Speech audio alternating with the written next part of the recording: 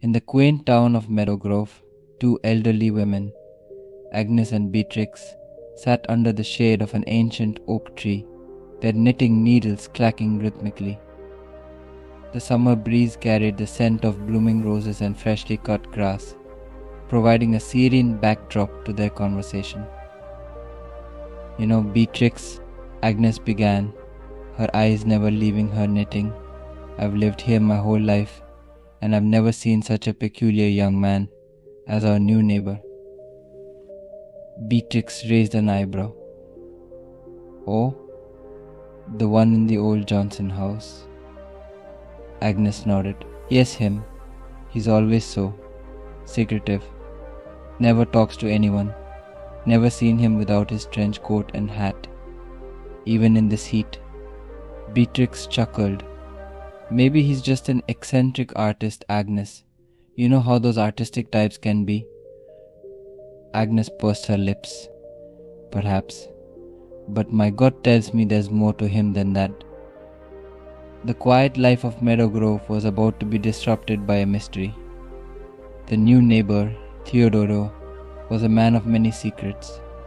He had moved into the old Johnson house 6 months ago, alone and without a word to anyone. His only interactions were brief nods and polite smiles in passing, but never a word exchanged.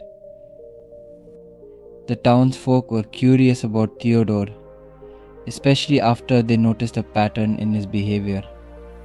Every night, under the cover of darkness, he would leave his house wearing his signature trench coat and hat, returning just before dawn. The mystery deepened, igniting the town's curiosity and suspicion. One night, unable to contain her curiosity, Agnes decided to follow Theodore. She trailed him as he walked through the night, her heart pounding with the thrill of the chase and the fear of getting caught. After a long while, Theodore stopped at the edge of the forest, where a small, dilapidated cabin stood. Agnes hid behind a tree, watching as Theodore entered the cabin. Minutes turned into hours, and still Theodore didn't emerge. Agnes was about to leave when she saw a flicker of light from inside the cabin. She squinted, trying to make out what was happening. Suddenly the door creaked open, and Theodore stepped out, his face bare for the first time. He wasn't the mysterious stranger they all thought he was. He was an ordinary man with an extraordinary secret. The next day, Agnes couldn't wait to share her discovery with Beatrix. You won't believe what I found out last night, she said, her knitting needles flying. Beatrix leaned in, eager to hear the latest gossip. Theodore isn't a secretive artist. He's a writer, Agnes whispered. A struggling one, I think. He's been working on a novel at that cabin all this time. That's why he's always up at night. Beatrix's eyes widened. A writer? But why the secrecy? Agnes shrugged. Maybe he's afraid of rejection.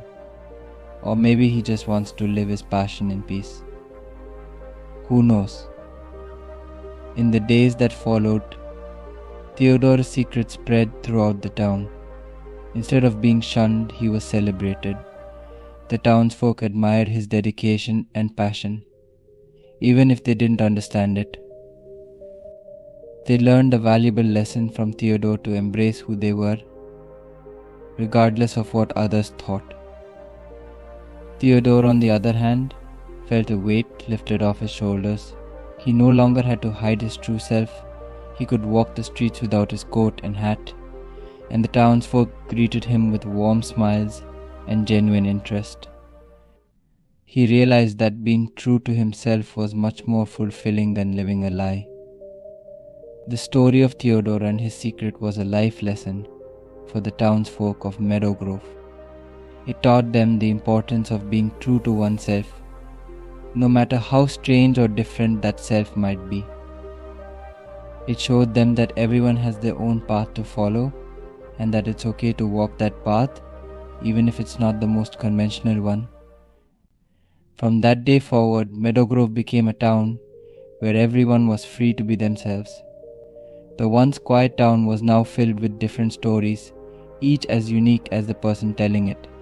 And standing in the heart of it all was Theodore, the man who taught them the importance of authenticity.